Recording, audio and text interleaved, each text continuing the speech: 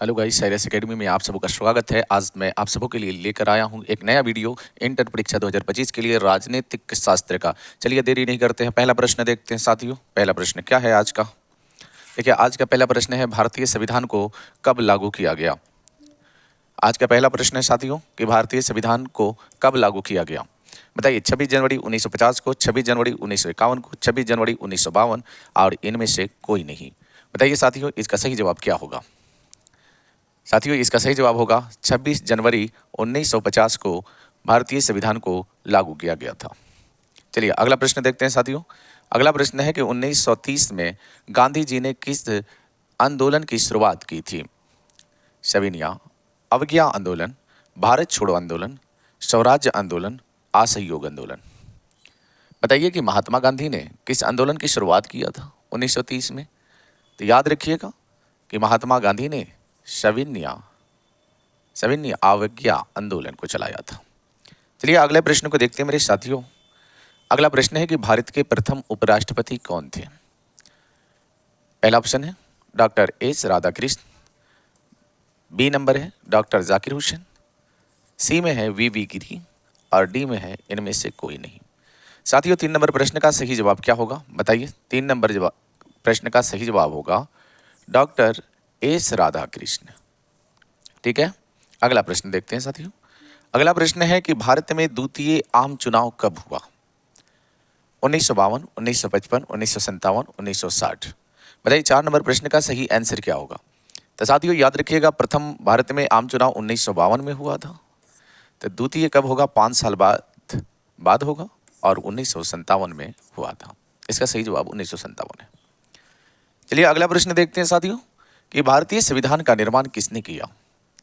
Doctor Ambedkar, doctor Rajendra Prasad या doctor सच्चिदानंद सिन्हा या संविधान सभा। 5 नंबर प्रश्न का सही जवाब क्या होगा। तो याद रखिएगा कि संविधान निर्माण किसने किया। तो ऐसे हम लोग कहते हैं कि डॉक्टर अंबेडकर ने किया, लेकिन याद रखिएगा संविधान सभा के द्वारा ही संविधान का निर्माण किया गया था। ठीक है, ऐसे हम लोग संविधान के पिता डॉक्टर अंबेडकर को ही मानते हैं। ठीक है, अगला प्रश्न देखते हैं साथियों। मुस्लिम लीग की स्थापना कब हुई थी। 1905, 1906, 1907, 1908। मुस्लिम लीग की स्थापना आगा खां, नवाब समीउल्लाह जो बांग्लादेश के थे, ढाका के रहने वाले, उन्हीं के द्वारा यह बनाया गया था। कब? 1906 में। अगला प्रश्न देखते हैं साथियों। अगला प्रश्न है कि 1885 में किस राजनीतिक दल की स्थापना हुई। याद रखिएगा 1885 में एवो होम संस्थापक हैं और WC बनर्जी कांग्रेस के प्रथम अध्यक्ष हैं। भारतीय राष्ट्रीय कांग्रेस इसका सही आंसर होगा। चलिए नेक्स्ट प्रश्न देखते हैं साथियों। अगला प्रश्न क्या है कि पहली लोकसभा में निर्वाचित सदस्यों की संख्या थी। 550, 543, 500 या 489। 8 नंबर प्रश्न का सही जवाब क्या होगा मेरे साथियों। 8 नंबर प्रश्न का सही आंसर होगा कि 489। अगला प्रश्न देखते हैं मेरे साथियों कि भारतीय राष्ट्रीय कांग्रेस पार्टी की स्थापना हुई थी। अभी नया था यह प्रश्न पीछे। 1950, 1935, 1900 ईस्वी में या 1885 ईस्वी में। तो साथियों 1885 ईस्वी में लॉर्ड डॉफरिन भारत का वायसराय था, उसी समय में हुआ था। एवो होम इसके संस्थापक हैं। एवो होम नामक अंग्रेज किस राजनीतिक दल की स्थापना की। आइए, कांग्रेस पार्टी, सोशलिस्ट पार्टी, स्वतंत्र पार्टी या भारतीय जनसंघ। याद रखिएगा 10 नंबर प्रश्न का सही जवाब होगा मेरे साथियों, ये कांग्रेस पार्टी को बनाए थे मुंबई के अंदर गोकुलदास तेजपाल संस्कृत विद्यालय में। अगला प्रश्न देखते हैं। 11 नंबर प्रश्न है कि समाजवादी पार्टी की स्थापना किसके नेतृत्व में किया गया था। जयप्रकाश नारायण, आचार्य कृपलानी, श्यामा प्रसाद मुखर्जी, विनोबा भावे। 11 नंबर प्रश्न का सही जवाब क्या होगा मेरे साथियों। 11 नंबर प्रश्न का सही आंसर होगा जयप्रकाश नारायण। आजाद दस्ता इन्हीं के द्वारा बनाया गया था। चलिए अगला प्रश्न देखते हैं कि पंचशील समझौता किन देशों के बीच हुआ। भारत, रूस, भारत पाकिस्तान, भारत चीन, भारत बांग्लादेश। 12 नंबर प्रश्न का सही जवाब क्या होगा मेरे साथियों? तो याद रखिएगा, पंचशील पूछा गया है, तो याद रखिएगा इसका होगा भारत और चीन सही आंसर। चलिए अगला प्रश्न देखते हैं मेरे साथियों। अगला प्रश्न क्या है कि गुट निरपेक्ष आंदोलन एक अंतर्राष्ट्रीय संस्था है, इसकी स्थापना कब हुई? 1961, 1954, 1950 या 1948? 13 नंबर प्रश्न का सही आंसर क्या होगा मेरे साथियों, बताइए। तो 13 नंबर प्रश्न का आंसर होगा 1961। चलिए 14 नंबर प्रश्न देखते हैं साथियों कि 1952 के आम चुनाव में भारतीय जनसंघ को कुल कितने स्थानों पर विजय प्राप्त हुआ? कितने सीटों पर जीता? 37, 12, 3 या 16? 14 नंबर प्रश्न का सही आंसर क्या होगा मेरे साथियों? तो याद रखिएगा कि ये जो भारतीय जनसंघ है ये कुल 3 सीट ही जीत पाए थे। इसका सही आंसर है 3। चलिए अगला प्रश्न देखते हैं। एक दलीय प्रभुत्व के संबंध में कौन सही है? विकल्प के रूप में किसी मजबूत राजनीतिक दल का अभाव, जनमत की अज्ञानता के चलते एक दल का प्रभुत्व, एक दलीय प्रभुत्व का संबंध राष्ट्र के औपनिवेशिक अतीत से है, या एक दलीय प्रभुत्व से देश में लोकतांत्रिक आदर्श के अभाव की झलक मिलती है। 15 नंबर प्रश्न का सही आंसर क्या होगा मेरे साथियों? तो इसका सही आंसर होगा ए, विकल्प के रूप में किसी मजबूत राजनीतिक दल का अभाव हो जाएगा। ठीक है, चलिए अगला प्रश्न देखते हैं साथियों। 1959 में केरल में समयवादी सरकार के मुख्यमंत्री कौन थे? EMS नंबूदरीपाद, NG रंगा, AK गोपालन, इनमें से कोई नहीं। 16 नंबर प्रश्न का सही आंसर क्या होगा? तो याद रखिएगा EMS नंबूदरीपाद। ठीक है, यही थे। इसका सही आंसर ए वाला है। ठीक है, चलिए अगला प्रश्न देखते हैं मेरे साथियों। समयवादी दल की स्थापना किस वर्ष हुई? किस वर्ष हुआ? क्या 1924 ईस्वी में हुआ, क्या 1948 ईस्वी में, या 1951 ईस्वी में, या 1961 ईस्वी में? 17 नंबर प्रश्न का सही आंसर होगा मेरे साथियों 1924 ईस्वी में। कितना होगा? 1924 ईस्वी में। चलिए 18 नंबर प्रश्न को देखते हैं। 18 नंबर प्रश्न क्या है?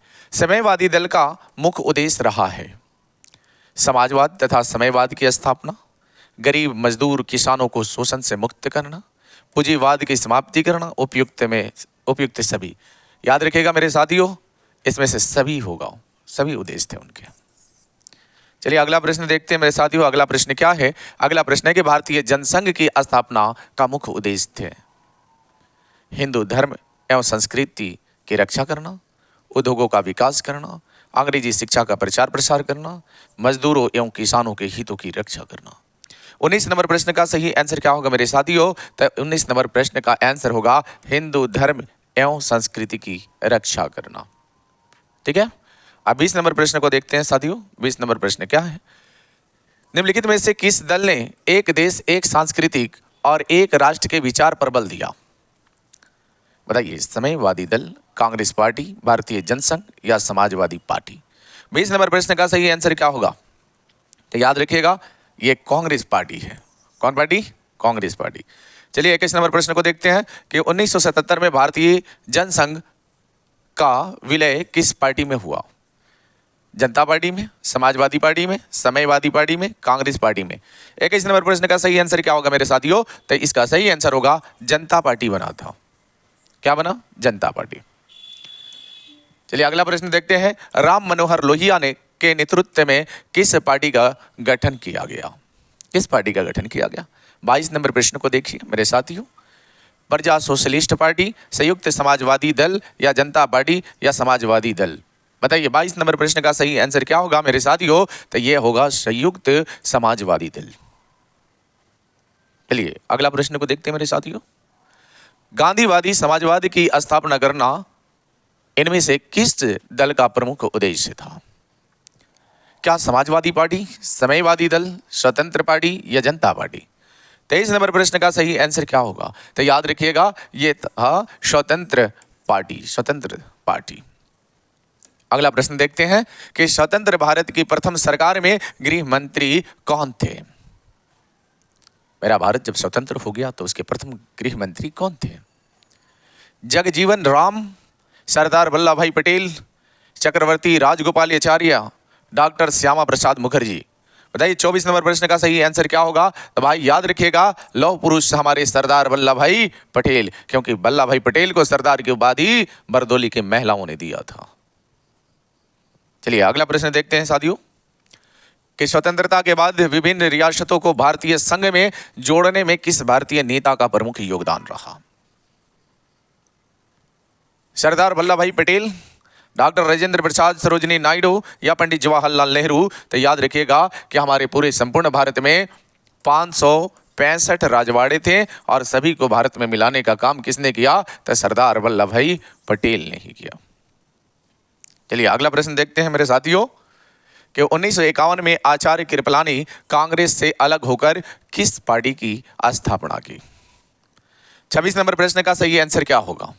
समाजवादी पार्टी, किसान मजदूर प्रजा पार्टी या किसान मजदूर पार्टी या प्रजा सोशलिस्ट पार्टी। तो याद रखिएगा 26 नंबर प्रश्न का सही आंसर क्या होगा। तो इसका सही आंसर होगा किसान मजदूर प्रजा पार्टी। चलिए अगला प्रश्न को देखते हैं। 27 नंबर प्रश्न हमारा क्या है। संस्थागत क्रांतिकारी दल किस देश की राजनीतिक दल है। भारत, संयुक्त राज्य अमेरिका, चीन या मैक्सिको। 27 नंबर प्रश्न का सही आंसर क्या होगा मेरे साथियों। तो ये होगा मैक्सिको, मैक्सिको। चलिए अगला प्रश्न देखते हैं साथियों कि भारत के द्वितीय आम चुनाव में किस राज्य में कांग्रेस पार्टी को पराजित होना पड़ा और वहां समयवादियों की सरकार बनी। बताइए बिहार, मद्रास, उत्तर प्रदेश या केरल। तो याद रखिएगा मेरे साथियों इसका आंसर क्या होगा। 28 नंबर प्रश्न का सही आंसर होगा मेरे साथियों कि सबसे ज्यादा पढ़े लिखे हमारे राज्य कौन सा है। केरल। और केरल ने ही सबसे पहले क्या हुआ, समयवादियों की सरकार बना और वहां से कांग्रेस हार गए। चलिए अगला प्रश्न देखते हैं। 1960 का दशक कांग्रेस पार्टी के लिए खतरनाक दशक माने जाने के पीछे निम्न में से प्रमुख कारण कौन से हैं। बताइए चीनी आक्रमण, बढ़ती गरीबी और बेरोजगारी या सांप्रदायिक और क्षेत्रीय विभाजन या उपयुक्त सभी। तो 29 नंबर प्रश्न का सही आंसर क्या होगा मेरे साथियों। तो याद रखिएगा चीन भी आक्रमण कर दिया, बढ़ती गरीबी और बेरोजगारी भी थी और सांप्रदायिक और क्षेत्रीय विभाजन भी हो गया था, इसलिए इसका सही आंसर होगा उपयुक्त में से सभी। चलिए अगला प्रश्न देखते हैं 30 नंबर। 1957 के चुनाव में समाजवादी दल का मुख्य कार्यक्रम थे राष्ट्रमंडल से भारत को अलग होना, विदेशी उद्योगों का राष्ट्रीयकरण, पूर्ण रोजगार और पूर्ण सामाजिक सुरक्षा या उपयुक्त में से सभी। 30 नंबर प्रश्न का सही आंसर क्या होगा मेरे साथियों। तो याद रखिएगा उपयुक्त सभी होंगे इसके सही आंसर है, सभी सही है। चलिए साथियों अगला प्रश्न को देखते हैं। 1977 में अनेक समाजवादी गुटों एवं समाजवादी दलों ने किस दल में अपने आप को विलय कर लिया। किस दल में विलय कर लिया। भारतीय राष्ट्रीय कांग्रेस पार्टी में, जनसंघ में, जनता पार्टी में या भारतीय जनता पार्टी में। बताइए 31 नंबर प्रश्न का सही आंसर क्या होगा। 31 नंबर प्रश्न का सही जवाब होगा जनता पार्टी। चलिए अगला प्रश्न देखते हैं मेरे साथियों कि गुट निरपेक्षता का अर्थ है परस्पर विरोधी गुटों में शामिल होना, विश्व के किसी भी गुट में शामिल नहीं होना, विश्व के सभी गुटों में शामिल होना और मौजूदा परस्पर विरोधी गुटों में सामंजस्य बनाए रखना। बताइए 32 नंबर प्रश्न का सही आंसर क्या होगा मेरे साथियों। तो याद रखिएगा विश्व के किसी भी गुटों में शामिल नहीं होना। ठीक है। चलिए 33 नंबर प्रश्न को देखते हैं मेरे साथियों। 33 नंबर प्रश्न क्या है। समाजवादी पार्टी की स्थापना हुई 1948 में, 1885 में या 1950 में या 1951 में। 33 नंबर प्रश्न का सही आंसर क्या होगा मेरे साथियों। तो याद रखिएगा समाजवादी पार्टी की स्थापना 1948 में हुआ था। ठीक है। अगला प्रश्न देखते हैं। 1937 ईस्वी में डॉक्टर भीमराव अंबेडकर ने किस पार्टी की स्थापना की। रिपब्लिकन पार्टी, फॉरवर्ड ब्लॉक, स्वतंत्र पार्टी या प्रजा सोशलिस्ट पार्टी। 34 नंबर प्रश्न का सही आंसर क्या होगा मेरे साथियों। तो याद रखिएगा यह डॉक्टर अंबेडकर साहब के बारे में पूछा जा रहा है, तो उन्होंने रिपब्लिकन पार्टी की स्थापना की थी। ठीक है। Republican party. अगला प्रश्न देखते हैं मेरे साथियों कि 1939 में नेताजी सुभाष चंद्र बोस के नेतृत्व में किस पार्टी की स्थापना की गई? किस पार्टी की स्थापना की गई? फॉरवर्ड ब्लॉक, जनसंघ, आजाद हिंद या स्वराज पार्टी? बताइए 35 नंबर प्रश्न का सही जवाब क्या होगा मेरे साथियों? तो याद रखिएगा फॉरवर्ड ब्लॉक की स्थापना किए थे।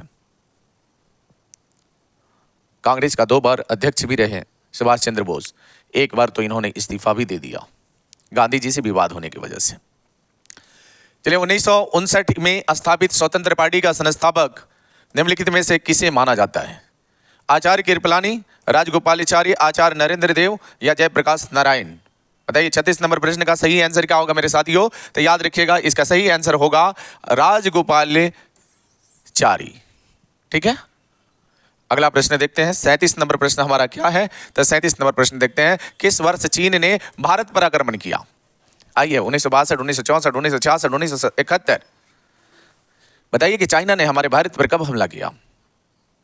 याद रखिएगा मेरे साथियों 1962 में चाइना ने भारत पर युद्ध कर दिया, भारत से युद्ध हुआ।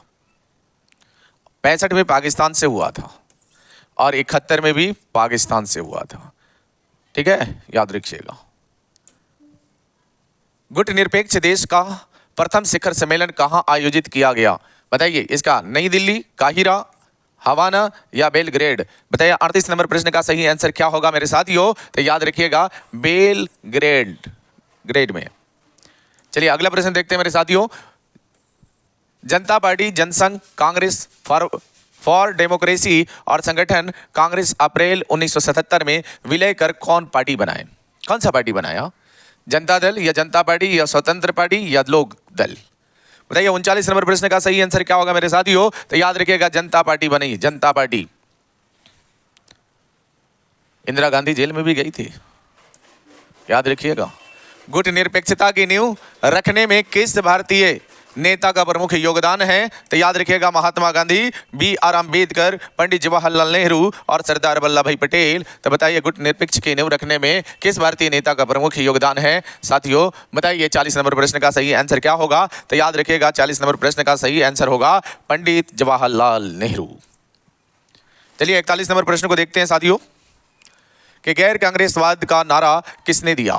जयप्रकाश नारायण, मोरारजी देसाई, राम मनोहर लोहिया, योगेंद्र? बताइए 41 नंबर प्रश्न का सही आंसर क्या होगा मेरे साथियों? तो याद रखिएगा जयप्रकाश नारायण। चलिए साथियों अगला प्रश्न देखते हैं। भारतीय कम्युनिस्ट पार्टी किस वर्ष 2 विरोधी दलों में बट गई?